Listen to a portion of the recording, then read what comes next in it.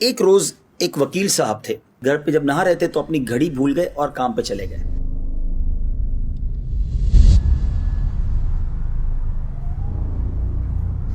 جب عدالت پہ پہنچے تو گھڑی یاد آئی، تو ایک دوست نے پوچھا کہ وہ گھڑی کہاں ہے، آپ نے آج گھڑی نہیں پہنی؟ تو کہا یار بس وہ گھر میں غسل کر رہا تھا تو غسل خانے میں رہ گئی۔ ایک ٹھگ جو تھا، چور وہاں کھڑا تھا، وہ سن رہا تھا کہ وکیل صاحب کی گھڑی ہوگی بڑی قیمتی اور یہ غسل خانے میں چھوڑا ہے۔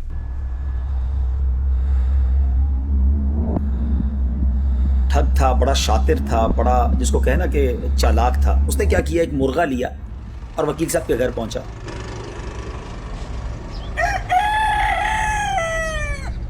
اور جا کر کہا کہ یہ وکیل صاحب نے مرغا بھجوایا اور کہا کہ وہ غسل خانے میں جو گھڑی رہ گئی ہے وہ دے دو۔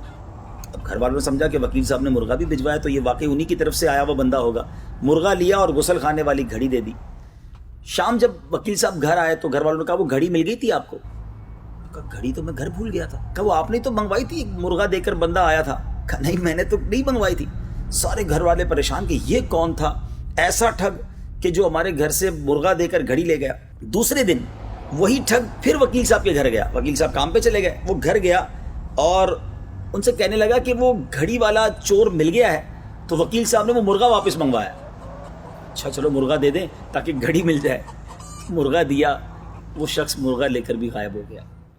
اب علماء نے یہ واقعہ بیان کر کے بتایا کہ ایسے ٹھگ ہمارے معاشرے میں بھی ہوتے ہیں جو بڑی چال بازی کے ساتھ لوگوں کو دھوکہ دے دیتے ہیں، اور آج بھی ایسے لوگ ہوتے ہیں۔ آج کل موبائل پر میسج آتے ہیں آپ کا اتنے کا انعام نکل آیا، لوگوں کی خوشی کے ہمارے نیند اڑ جاتی ہے کہ گاڑی نکل آئی ہے، سونا نکل آیا، اور آخر کار اس کا اینڈ اس بات پر ہوتا ہے کہ جناب وہ 200-500 ہزار روپے کا بیلنس آپ سے منگوا لیتے ہیں اور جناب وہ پیسے لے کے وہ بھی چلے جاتے ہیں۔ تو ایسا نہ کیا کریں۔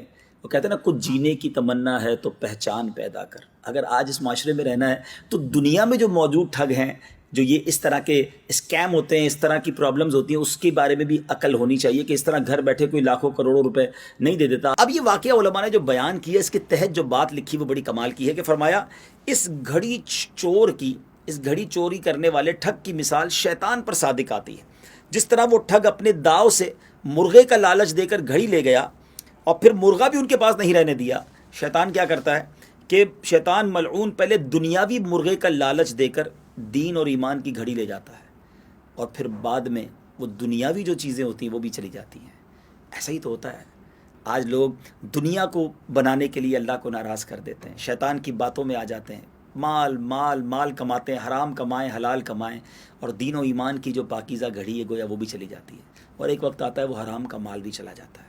اللہ کرے کہ ہم شیطان کے واروں کو سمجھیں۔